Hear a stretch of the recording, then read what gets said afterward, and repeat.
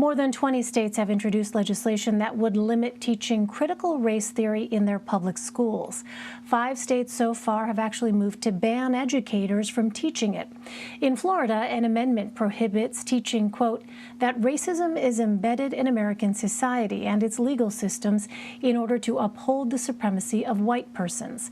And Tennessee's law bans educators from teaching that an individual is inherently racist, sexist, or oppressive due to their race. For more on this, I'm joined now by Russell Contreras. He's a race and justice reporter for Axios. Russell, I'm really glad we have you to talk about this. This is something that a lot of people have been discussing. This idea of critical race theory has been making a lot of headlines, and it's yet something that many people on both sides of the argument struggle to define. So break down for us what exactly is critical race theory, and why are we hearing so much about it some 40 years afterwards? Well, critical race theory is a framework developed in the 1970s that argues our legal system and our systemic, everything that we have in our system in the United States has a racist past. Racism is embedded in our systemic processes, and that's the way you would tackle racism. It's not the act of individuals, it's a systemic problem. It's a framework that's been around for years. Right now, because of the social justice movements in response to George Floyd, and because of the rising number of people of color in the United States, there has been a reaction, especially among conservatives, to attack this theoretical framework. But it's essentially attacking diverse voices in schools, according to some educators. If you talk to some conservative groups, they focused group the idea of critical race theory, they get a negative response. It sounds elitist, it sounds foreign. It's very different than if you ask, should we be teaching about racism or systemic racism? Most people would say, yes, I have not a problem. But if you use the term critical race theory and you don't define it as it's defined in grad schools and law schools, you get this negative reaction. So right now, currently, there are more than 20 states that have either passed or looking at bans to attack critical race theory in public schools. Now, as a former teacher, I can tell you, critical race theory never entered my lesson plans when I was an elementary school teacher. It doesn't enter the classrooms of many teachers. In fact, diversity is taught in a heroes and holidays format. It's not taught in this theoretical framework. But right now, the way it's being argued among especially conservatives, and they're crowding school board meetings, they're calling school administrators, demanding them to take critical race theory out of schools, even though it's not in there.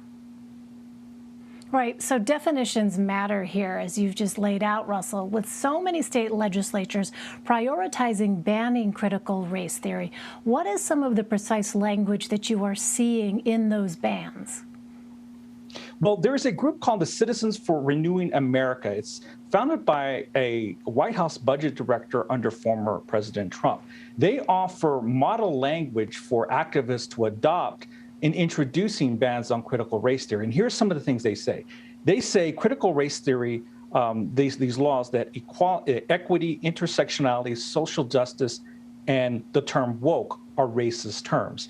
They then claim that critical race theory teaches that, quote, one race or sex is superior to another race or sex. Now, looking at critical race theory, its framework, is absolutely false. There's nothing in the theoretical framework that has ever argued that.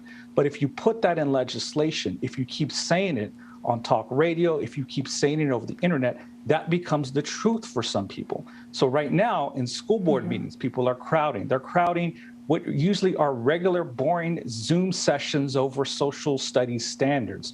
They're going in not to engage, but to just say, we don't want critical race theory in the class. And these bans here widely define it. And what some educators fear is what you're doing is banning discussions about diversity in schools. One Idaho state lawmaker even argued that the 1960 novel To Kill a Mockingbird by Harper Lee was promoting critical race theory. This novel was written in the 1960s, or in 1960 under President Eisenhower. Critical race theory did not become developed into the 1970s. So with all that in mind, what kind of penalties for educators are on the table here, and under what circumstances would they actually be enforced? Well, that's what we don't know yet. So some of the proposals, even the model legislation is being promoted on the website by the Citizens for Renewal America, suggests that maybe teachers face fines and possible termination if they are deemed to be teaching critical race theory. Now, the widely definition, it could mean discussing slavery and then saying who's responsible for it. It could mean discussing the removal of Native Americans and discussing who's responsible for it. And if you have school boards or even educational state agencies like the Alabama State Department of Education announcing that they're going to introduce a resolution to ban critical race theory. They didn't say that the United States is not a racist country and Alabama is not a racist state. Some people argue, well, Alabama was the site of some of the most violent episodes in the civil rights movement. They would take issue with that statement. But if you make that statement, if you make that determination, can one even teach the civil rights movement in Alabama schools? Can you even teach or talk about that the state's governor once prevented physically Black people from entering universities? That's right now the discussion, and you're probably going to see a lot of court battles, and this is not going to end in school board meetings. It's probably going to end in courtrooms across the U.S. We only have about 30 seconds left, but what else are you hearing, Russell, from teachers? You're a former teacher yourself, as you said, but what are they saying about these bans and their potential impact in the classroom?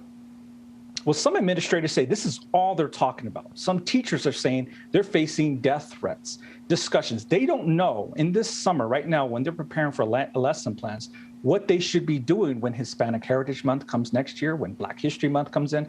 How do we teach our history? We're actually right now at a point where we may be erasing moments of history, and we're at the standstill, especially as we become more diverse. We have a more diverse student body who are demanding a more diverse education.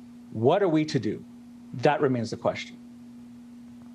Much more to come on this issue. Russell Contreras, I learned something new today myself. You're a former teacher. Who knew? Russell, thanks so much. Thank you, Elaine. Appreciate it.